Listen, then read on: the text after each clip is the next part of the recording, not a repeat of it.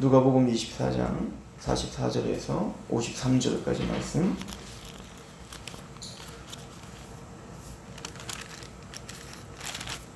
우리 함께 봉독합니다. 시작.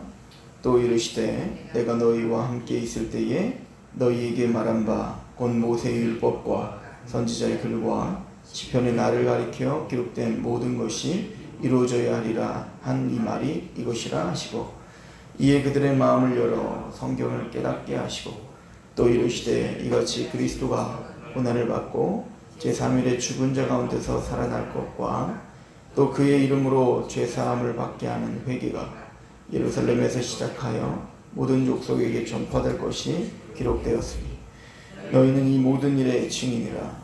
볼지어다 내가 내 아버지께서 약속하신 것을 너희에게 보내리니 너희는 위로부터 능력을 입혀질 때까지 이 성에 머물라 하시니라.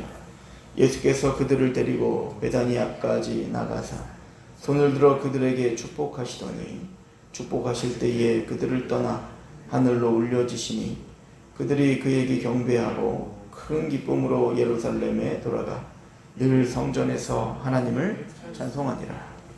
아멘.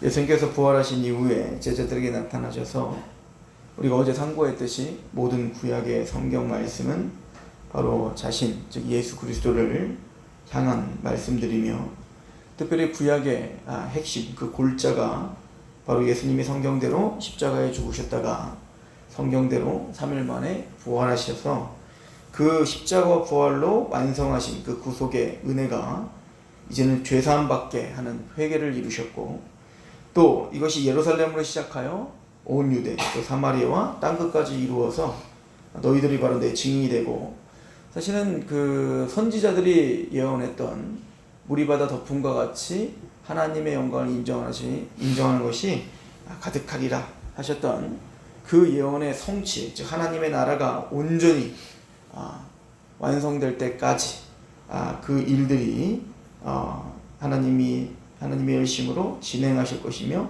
완성하실 것이다.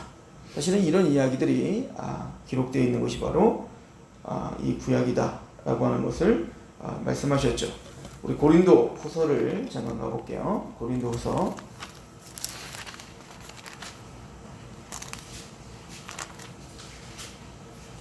3장입니다. 고린도 후서 3장.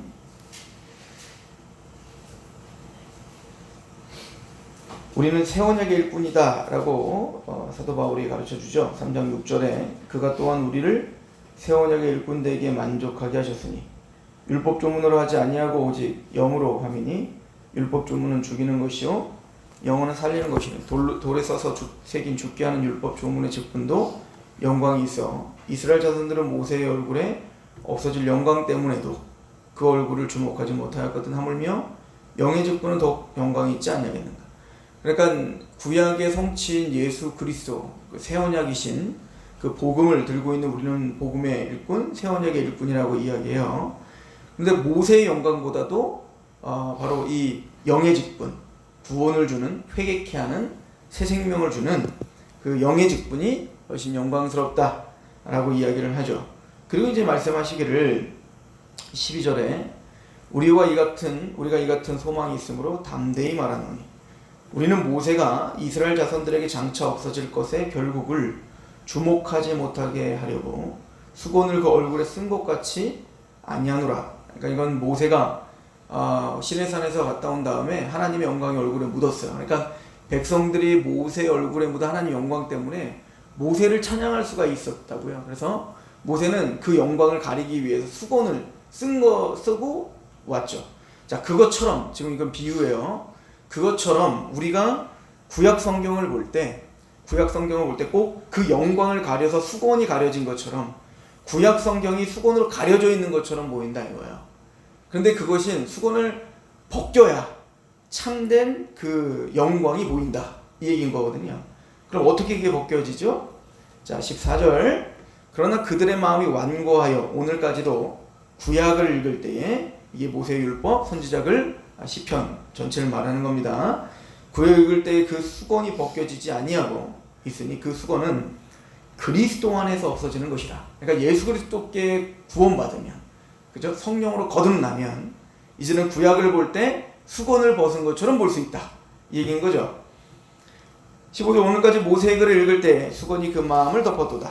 그러나 언제든지 주께로 돌아가면 그 수건이 벗겨지리라. 주는 영이시니 주의 영이 계신 곳에는 자유가 있느니라. 자, 18절 같이 읽읍시다. 시작.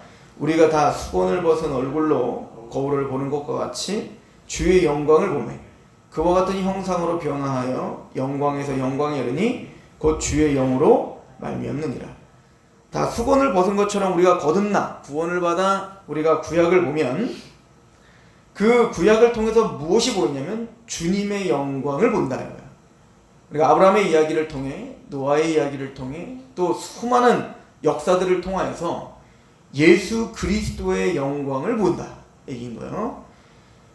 그리고는 우리는 그렇게 말씀을 볼 뿐인데, 그렇게 말씀을 상고하여 예수 그리스도를 보고 그 예수님을 통한 하나님의 은혜를 볼 뿐인데, 그렇게 십자가와 부활과 또 하나님의 나라를 상고할 뿐인데, 그렇게 볼 때에 그와 같은 형상으로 변화하여, 그러니까 우리가 성화된다는 거예요.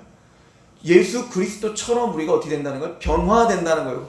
꼭 큰 바위 올것 같은 거죠. 우리가 예수님을 계속 바라보는 겁니다. 예수님의 은혜를 보고 하나님의 영광을 보고 예수님을 볼 때 예수님을 닮아간다는 거죠. 그럼 우리가 예수님을 볼 수 있는 방법은 뭐냐면 거듭난 눈으로, 즉 구원의 눈으로 성경을 상고하는 것입니다.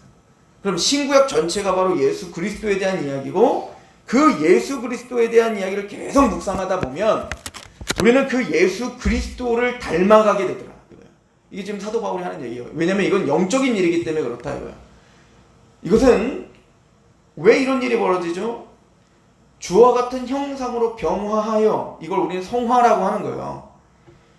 변화하여 영광에서 영광에 이르니 곧 주의 영으로 말미암아. 성령님이 그렇게 하신다 이 얘기입니다. 성령님이 그 말씀을 깨닫게 하시고, 그 성령님이 그 말씀을 우리에게 적용시켜 주시고, 그 성령님이 그 예수 그리스도의 은혜와 사랑과 그 예수 그리스도께서 그 얼굴에 비친 하나님의 영광을 알게 하시는 겁니다. 그리고 우리는 그렇게 묵묵히 살아가고 있을 뿐인데, 뒤를 돌아보니 우리는 그리스도를 닮아가고 좁은 길을 걸어가게 되고 그리스도와 동행하게 되더라. 성령님이 그렇게 하신다. 그러니까 성령님은 예수 그리스도의 십자가와 부활에 우리를 연합시켜 주실 뿐 아니라 그 예수 그리스도의 십자가와 복음에 감격하게 하시죠. 이게 로마서 5장이 하는 얘기 아니에요? 성령님께서는 하나님의 사랑을 우리에게 계속 부어주신다는 겁니다. 그 하나님의 사랑을 우리에게 계속 부어주신다는 얘기가 뭡니까? 바로 우리가 원수 되었을 때에 우리를 위해서 십자가에 죽으신 그 복음의 사랑을 우리에게 계속 부어주신다는 얘기죠. 즉 성령님은 우리를 거듭나게 하실 뿐 아니라, 또 그 성령님은 구원받게 하실 뿐 아니라 우리의 살아가는 동안에 끊임없이 복음의 사랑의 깊이와 높이와 넓이와 그 어떠하심을 계속 부어주시는 그 사랑을 우리가 알게 하시는 거예요. 그래서 그 사랑에 감격하여 마음을 다하고 뜻을 다하고 목숨을 다하여 주 하나님을 사랑하게 합니다. 그래서 그 하나님을 사랑하여 내가 성화해야지, 내가 거룩해져야지, 내가 예수님을 닮아야지, 그런 어떤 각오와 결심으로 되는 게 아니죠. 누가복음도 그 얘기했던 거 아니에요? 베드로가 내가 주님을 절대 떠나지 않습니다. 이 사람들 내가 다 떠나도 난 떠나지 않아요. 그게 얼마나 물거품처럼 금방 사그러드는 우리의 결심과 다짐이 얼마나 하찮은 것인지를 베드로에게 증명하지 않았습니까? 네가 지금은 띠를 띠고 네 마음대로 살았지만 나중에 네 띠 띠고 남의 손에 이끌려 살겠다. 이게 베드로에게 예수님이 마지막에 순교에 대한 이야기를 하는 거 아닙니까? 그게 무슨 얘기죠? 이제는 네 결심, 너의 결단, 너의 어떤 무엇으로 살았던 네가 이제는 성령님에 의해 그렇게 이끌림 받는 사람이 된다는 거 아니겠습니까? 사도 바울이 말하잖아요. 내가 예루살렘에 지금 가는데 어떤 일을 당할지 난 알지 못해. 그러나 분명한 사실은 성령님이 나를 메어 이끌어가고 있다는 것이고, 내게 맡겨준 그 사명을 이루는 데는 내 목숨을 조금도 아끼지 않겠다라고 하는 것이죠. 사도 바울은 그럼 그 순교자의 길, 그 사명의 길을 어떻게 걸었나요? 내가 순교해야지? 아니요. 그렇게 했던 게 아니었어요. 고린도후서 다시 한번 보시죠. 아까 성령이 이끌려 그렇게 우리가 그리스도의 형상으로 화하여지더라 라고 사도 바울이 우리에게 고린도후서 3장에 설명을 하고 있었죠. 그리고는 고린도후서 5장이 이어지는 겁니다. 고린도후서 5장 우리가 자주 봤던 말씀입니다. 5장 11절이에요. 우리는 주의 두려우심을 알므로 사람을 권면하거나 하거니와 우리가 하나님 앞에 알려졌으니 또 너희의 양심에도 알려지기를 바라노라. 우리가 다시 너희에게 자천하는 것이 아니요 오직 우리로 말미암아 자랑할 기회를 너희에게 주어 마음으로 하지 않고 외모로 자랑하는 자들에게 대답하게 하려는 것이라. 우리가 만일 미쳤어도 하나님을 위한 것이고 정신이 온전하여도 너희를 위한 것이니, 즉 하나님과 교회를 위해서 미쳤어도 하나님을 위해서, 또 정신이 온전해도 너희를 위해서 그렇게 됐다. 왜 그렇게 됐죠? 지금까지 설명하듯이 14절에 그리스도의 사랑이 우리를 강권하시도다. 우리가 생각하건대 한 사람이 모든 사람을 대신하여 죽었은즉 모든 사람이 죽은 것이라. 그가 모든 사람을 대신하여 죽으심은 살아있는 자들로 하여금 다시는 그들 자신을 위하여 살지 않고 오직 그들을 대신하여 죽었다가 다시 살아나신 이를 위하여 살게 하려 함이라. 어떻게 이렇게 살 수 있었냐고요? 그건 결단과 결심으로 되는 게 아니라 성령님이 사랑을 부어주셨기 때문에, 그 사랑에 강권되지 않으면 그렇게 살 수가 없다. 이것을 우리에게 설명해주고 있는 거죠. 성령님이 하시는 역할이죠. 오늘 누가복음 24장 이 배경을 가지고 다시 오셔야 됩니다. 예수님께서 말씀하시는 겁니다. 구약 성경 전체가 예언하는 것이 바로 나를 가리켜 예언하는 것이고, 그리고 나를 증거하는 것, 그래서 무리마다 덮음과 같이 하나님의 영광을 인정하는 것을 갈망하며 비전하며 그렇게 사명에 이끌리며 사는 것, 이것이 너희가 살아야 될 목표요 방향이야. 그런데 그것은 너희가 할 수 있는 것이 아니야. 그러므로 너희들은 기다려라 라고 말하는 겁니다. 기다려라. 49절에 볼지어다 내가 내 아버지께서 약속하신 것을 너희에게 보내리니 너희는 위로부터 능력을 입혀질 때까지 이 성에 머물러라. 성령이 아니면 너희는 예수 그리스도를 믿을 수도 없고, 성령이 아니면 너희는 그 사랑에 감동할 수도 없고, 성령이 아니면 그 사명에 이끌려 살 수도 없기 때문에, 그 사랑에 강권되지 않으면 하나님을 위해서 미치고 또 사람들을 위해서, 교회를 위해서 정신이 온전하여 자신의 사명을 위해서 살 수가 없기 때문에 너희들은 기다려라 라고 말하는 거죠. 기다려라. 성령이 계시지 않으면 우리는 오늘 하루 크리스찬으로서, 오늘 하루 하나님의 사명자로서, 오늘 하루 하나님의 증인으로서 살 수 없다라고 말합니다.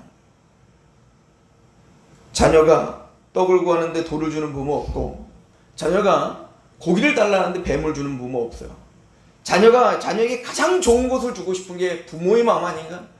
그러므로 너희에게 가장 좋은 것을 기도의 응답으로 주지 않겠는가? 이걸 누가복음은 기도 응답을 그래서 뭐라고 했던 거예요? 성령을 주시지 않겠는가? 성령을 주시지. 성령이 계시지 않으면 하나님께서 우리를 위한 계획들, 하나님께서 그리스도 안에서 신령한 복을 우리에게 주시기로 작정하셨죠.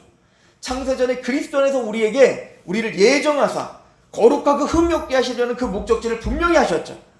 또 이 하나님의 계획을 우리에게 이루시기 위하여 성자 예수님께서 구속 곧 죄사함을 주셨고, 또 흑암의 권세에서 우리를 건져내사 사랑의 아들의 나라로 옮겨주셨죠.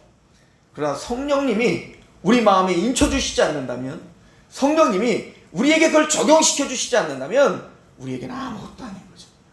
성령님이 계셔야 되는 겁니다. 성령님이 계시면 그 복음에 감격하게 합니다. 그 복음에 감격한 사람들이 또 성령님이 아니면 오늘도 그 사랑에 감동되어 마음을 다하고 뜻을 다하고 목숨을 다하여 하나님을 살아갈 수 있는 힘이 전혀 없는 거예요. 그러므로 성령이 입혀질 때까지 기다려라 라고 말씀하고 계시는 겁니다.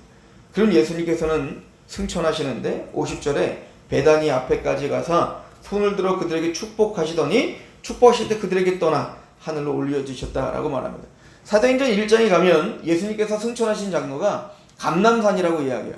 근데 오늘 누가복음은 또 베단이라고 이야기하죠. 왜 그러냐면 감람산에 동산이 있으면 감람산의 그 예루살렘 쪽의 서쪽의 기슭이 겟세마네고 오른쪽에 기슭에 있는 것이 바로 베단이라는 동네예요. 근데 그 베단이라고 하는 동네는 어떤 곳이냐면 베이트라는 집이고 다니하면 가난하다는 거예요. 그러니까 베다니는 가난한 자의 집이라는 뜻이에요. 그래서 그 베다니는 여러분들이 잘 알고 있는 사람들이 살았죠. 나사로와 마리아와 마르다가 살았던 곳이 바로 베다니입니다.